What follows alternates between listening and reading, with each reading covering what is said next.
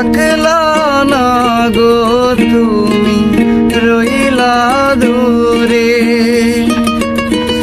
তোমার হইয়া অবাক জোছনা ডাকলো অচিন সুরে।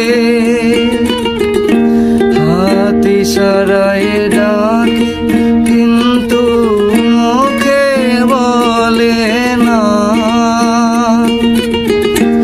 আমার কাছে আইলে বন্ধু আমারে পাইবা না।